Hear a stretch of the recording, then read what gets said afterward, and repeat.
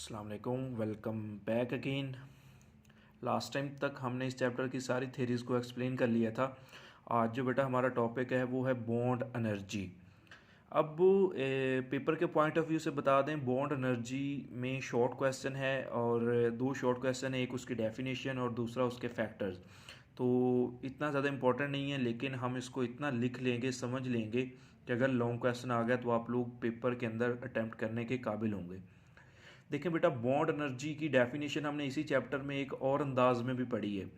वो कहता है कि एनर्जी की वो मिकदार जो हमें कोई एक बॉन्ड तोड़ने के लिए चाहिए होती है। अब मींस एक मोल बॉन्ड को तोड़ने के लिए हमें जब एनर्जी चाहिए होती है वो उसकी क्या कहलाती है बेटा? बॉन्ड एनर्जी कहलाती है। तो यही डेफिनेशन बेटा यहाँ पे लिखी है, the amount of energy which is required to break all the bonds of one mole of a molecule is called bond energy. अब चूंकि ये एनर्जी है, एनर्जी का हमेशा यूनिट हमने किलो जॉल पर मोल पड़ा है। और यहाँ पर बेटा दो मालिक्यूल की एग्जांपल दी गई है कि हाइड्रोजन का जो बॉन्ड तोड़ने के लिए बेटा हमें कितनी एनर्जी चाहिए होती है? 436 किलो जॉल पर मोल। और क्लोरीन का बॉन्ड तोड़ने के लिए बेटा हमें 240 किलो जॉल पर मोल एनर्जी चाहिए। अगर आपको बेटा थोड़ा सा याद होगा, बॉन्ड फॉर्मेशन के अंदर हमने पढ़ा था एनर्जी की वो मिकदार जो बॉन्ड्स बनाने के दौरान रिलीज होती है, तो उसे भी बॉन्ड एनर्जी का नाम देते थे। अब देखो, तब मैंने एग्जांपल्स में आपको हाइड्रोजन की दी थी और मैंने आपको वहाँ पे लिखा था कि 436 किलो जॉल पर एनर्जी रिलीज होती है। अब देखो, जब हाइड्रोजन के माल एटम्स को आपस में करीब लाया जाता है ना, इस तरह से इनके दरमियान में जब बॉन्ड बनता है, उस दौरान इतनी ही एनर्जी खारिज हुई थी। वो भी बॉन्ड एनर्जी ही थी कि the amount of energy which is released when two atoms form a bond is called bond energy. अब चूंकि हम उसको अब हम ये बॉन्ड यहाँ पे तोड़ना चाहते हैं, तो वो कहता है जब बॉन्ड तोड़ेंगे तो तब हमें एनर्जी रिलीज नहीं होगी, तब हमें एनर्जी उसको बेटा ऑब्जर्व होगी, देनी पड़ेगी कि इतनी ही एनर्जी जितनी जब बॉन्ड बना था तो जितनी रिलीज हुई थी उतनी ही एनर्जी दे के हम ये बॉन्ड तोड़ने के काबिल हो सकेंगे। और यही चीज़ बेटा नीचे मैंने नोट डाउन में लिखा हुआ है कि when a bond is form, जब बॉन्ड बनता है, ऑलवेज एनर्जी इज रिलीज्ड। के एनर्जी क्या होती है बेटा? रिलीज होती है।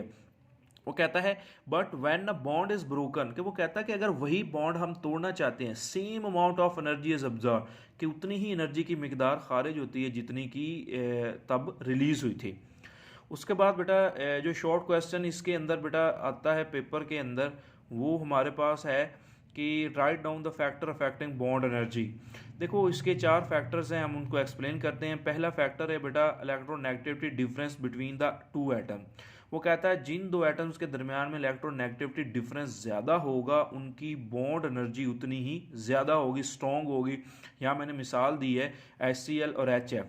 देखो बेटा, डिफरेंस का मतलब होता है हाइड्रोजन की दोनों के अंदर इलेक्ट्रोनेगेटिविटी सेम है 2.1, इधर भी 2.1। क्लोरीन की इधर 3 है, फ्लोरीन की इधर ज़्यादा है। तो वो कहता है कि चार में से 2.1 को माइनस करें तो आंसर आता है 1.9, लेकिन 3 में से 2.1 को माइनस करें तो आंसर आता है 0.9। हमें पता चल गया कि बेटा ये इलेक्ट्रोनेगेटिविटी डिफरेंस ज़्यादा है। तो उसके कहने का मतलब यही है कि जो बॉन्ड एनर्जी होगी वो HF की ज़्यादा होगी HCl की निस्बत, क्योंकि उनका बॉन्ड स्ट्रॉन्ग है। और बॉन्ड स्ट्रॉन्ग क्यों हुआ है? क्योंकि उनके दरमियान में इलेक्ट्रोनेगेटिविटी डिफरेंस स्ट्रॉन्ग है। इसलिए मैंने ऊपर बेटा डायरेक्टली रिलेशन लिखा है। तो दूसरा बेटा है strength of bond directly proportional to bond energy. साफ जाहिर है यही चीज़ मैंने आपको समझाई है कि इनका बॉन्ड स्ट्रॉन्ग है। क्यों स्ट्रॉन्ग है? उनकी स्ट्रेंथ ज़्यादा क्यों हुई? क्योंकि बेटा उनकी इलेक्ट्रोनेगेटिविटी डिफरेंस ज़्यादा है। जब इलेक्ट्रोनेगेटिविटी डिफरेंस ज़्यादा होगा तो बॉन्ड स्ट्रॉन्ग होगा, जब बॉन्ड स्ट्रॉन्ग होगा तो ज़्यादा energy is required to break that bond. उसके बाद वो कहता है बेटा साइज ऑफ जो एटम होता है ये इन्वर्सली प्रोपोर्शनल होता है बॉन्ड एनर्जी के। ये इसका मतलब क्या है? इसका मतलब है जिस एटम का जितना साइज ज़्यादा होगा उसकी जो बॉन्ड एनर्जी होगी उतनी आपके पास क्या होगी? थोड़ी होगी। ये इस चीज़ को इसी मिसाल से देख लेते हैं बेटा। हाइड्रोजन का साइज आपको पता है सबसे छोटा होता है पूरे एलिमेंट में से, 118 में से, इसीलिए इसकी एनर्जी बॉन्ड सबसे ज़्यादा है। लेकिन जो क्लोरीन है बेटा, इसका साइज़ ज़्यादा है तो उसको थोड़ी एनर्जी दी जा रही है। यही फैक्टर बेटा यहाँ पे मैंने एक्सप्लेन किया है। उसके बाद बेटा वो कहता है आखिरी जो फैक्टर होता है बॉन्ड एनर्जी को डिस्टर्ब करता है वो होता है नंबर ऑफ बॉन्ड्स, के बॉन्ड्स की आपके पास तादाद बढ़ने से बॉन्ड एनर्जी बढ़ जाती है।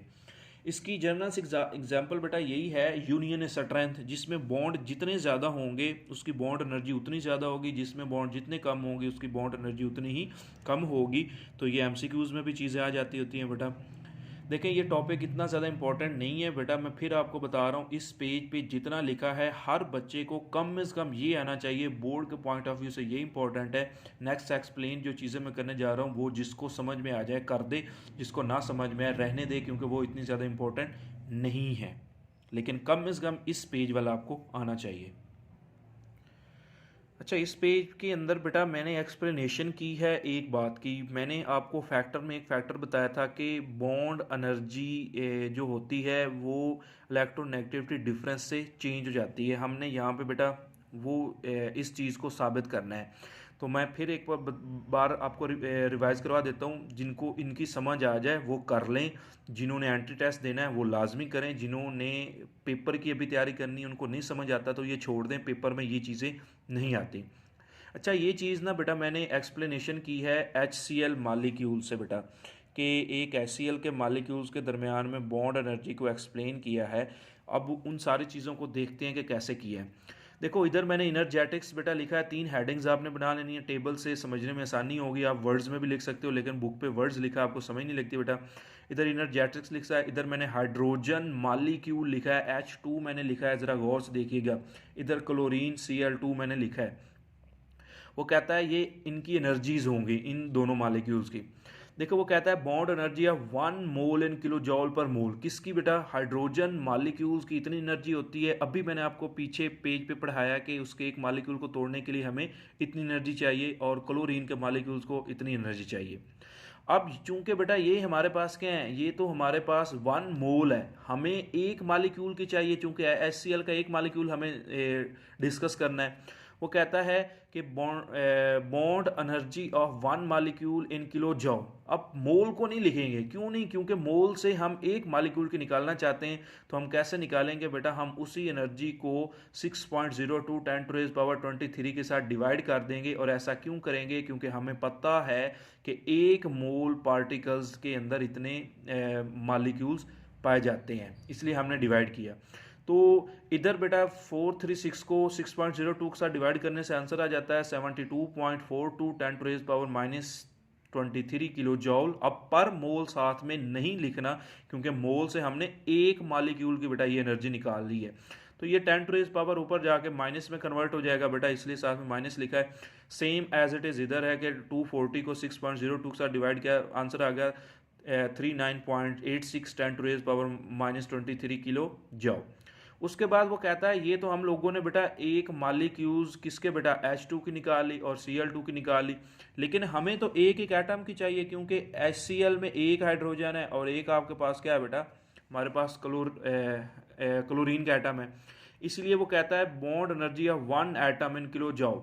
वो कहता है कि चूंकि मालिक्यूल्स में 2 एटम्स हैं, इसलिए हमने उस एनर्जी को 2 पे डिवाइड कर दिया, इधर भी 2 के साथ डिवाइड कर दिया। इसका आंसर आ गया 36.2 10⁻⁻23 और इसका आंसर आ गया 19.9 10⁻⁻23।